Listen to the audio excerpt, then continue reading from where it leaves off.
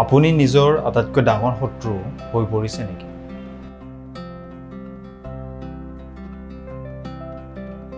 আপুনি যদি এইবিলাক কাম কৰে তেনেহ'লে আপুনি হয়তো আপোনাৰ আটাইতকৈ ডাঙৰ শত্ৰু। আপুনি সেলফ লিমিটিং বিলিফবোৰক আঁকোৱালি লৈছে। প্ৰত্যেক মানুহৰে কিছুমান সেলফ লিমিটিং বিলিফ বা সীমাবদ্ধকাৰী বিশ্বাস থাকিব পাৰে।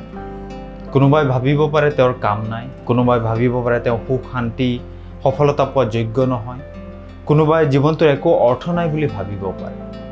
এনেধৰণৰ বিশ্বাসবোৰে আপোনাক সদায় নিগেটিভ কথা কৈ থাকে। আপুনি নোৱাৰিব বুলি কৈ থাকে, আপোনাৰ দ্বাৰা নহ'ব বুলি কৈ থাকে। এনে বিশ্বাসবোৰে আপোনাক সদায় পিছলৈ টানি থাকে। আপুনি যদি কিবা এটা পাবলৈ বিচাৰিছে কিন্তু লাভ কৰিব পৰা নাই, তাৰ গুৰিতে এনে কিছুমান বিশ্বাস থাকিব পাৰে।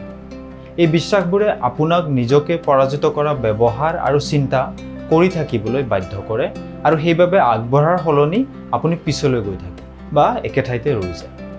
এনে বিশ্বাসবোৰ যদি আপুনি নিজৰ মনত ঠাই দিছে, তেতিয়াহ'লে আপুনি নিজেই নিজৰ শত্ৰু নহ'ল জানো? আপুনি আৰামৰ ওচৰত আত্মসমৰ্পণ কৰিছে। আপুনি সকলো সময়তে কমফৰ্ট বিচাৰে। আপুনি জীৱনত যি বিচাৰে, যি সুখ শান্তি টকা পইচা সফলতা কিছুমান নিৰ্দিষ্ট কাম কৰা বা আন যিকোনো কথাই নহওক কিয়, তাৰ বাবে কষ্ট হ'বই। আপুনি কাম কৰিবই লাগিব। কিন্তু কাম কৰাতকৈ যদি আৰাম আপোনাৰ বাবে বেছি প্ৰয়োজনীয়, সুবিধাবোৰ বেছি প্ৰয়োজনীয়, তেতিয়াহ'লে আপোনাৰ মনটোৱে প্ৰয়োজনীয় কষ্টখিনিও কৰিব নিবিচাৰিব। তেতিয়া কি হ'ব? কাম নকৰাকৈ তাৰ পৰা কি ফলাফল আপুনি পাব পাৰে?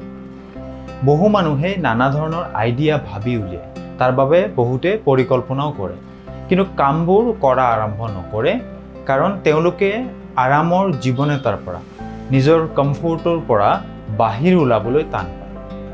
তেনে মানুহে যি কাম কৰিব বিচাৰে সেই কাম কৰিব পাৰিব বুলি আপুনি ভাবেনে? আপুনি অনবৰতে নিজৰ দোষবোৰ খুচৰি থাকে। নিজৰ দোষ জনাটো, সেই বিষয়ে জনাটো বেয়া কথা নহয়, সেয়া ভাল কথা, কিন্তু সেয়া অনবৰতে কৰা কাম নহয়। আপুনি নিজৰ দোষৰ বিষয়ে জানিলে, বুজি পালে আৰু সেয়া নোহোৱা কৰিবলৈ আৰু ভৱিষ্যতে একেটা ভুলকে নকৰিবলৈ যি কৰিব লাগে সেয়া কৰিলে, নিজৰ স্বভাৱ সলালে, চিন্তা সলালে, ব্যৱহাৰ সলালে, সেয়া ঠিকে আছে।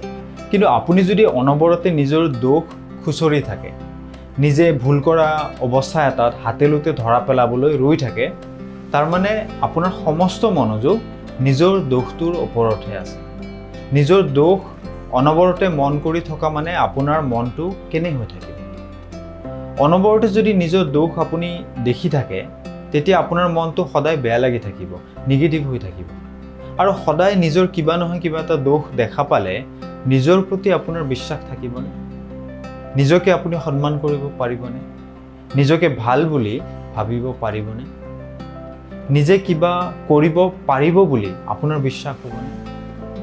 অনবৰতে নিজৰ দোষবোৰ দেখি থকা মানে আপোনাৰ নিজৰ আত্মসন্মান আৰু আত্মবিশ্বাস নোহোৱা হ'ব। নিজকে যদি ইমান বেয়াকৈ কেৱল সমালোচনাই কৰি থাকে, কিন্তু কেতিয়াও নিজকে উৎসাহ নিদিয়ে, তেতিয়া আপুনি জানো নিজৰে শত্ৰু নহয়? আপুনি নিজৰ দায়িত্ব নলয়। আপুনি যদি নিজৰ দায়িত্ব নলয়, তেতিয়া আপুনি নিজৰ আটাইতকৈ ডাঙৰ শত্ৰু। আপোনাৰ জীৱনৰ দায়িত্ব আন মানুহে কেতিয়াও ল'ব নোৱাৰে আৰু আনে নলয়ও। গতিকে আপুনি যদি ভাবি আছে আনে আপোনাৰ জীৱনৰ দায়িত্ব ল'ব, তেতিয়া আপুনি নিজকে বিফলতাৰ পিনে, দুখ অশান্তিৰ পিনে ঠেলি গৈ আছে। নিজে দায়িত্ব নোলোৱা মানে নিজৰ সকলো সমস্যাৰ বাবে আন মানুহক দোষ দিয়া, নিজৰ ভুলৰ বাবে আনক দোষ দিব। তেনেধৰণৰ ব্যৱহাৰ যদি আপোনাৰ অভ্যাস হৈ পৰে, তেতিয়া আপোনাৰ সম্পৰ্কবোৰ ভালে থাকিবনে? আপুনি জীৱনত কিবা কৰিব পাৰিবনে? মানুহ আপোনাৰ ওচৰৰ পৰা দৌৰি পলাব।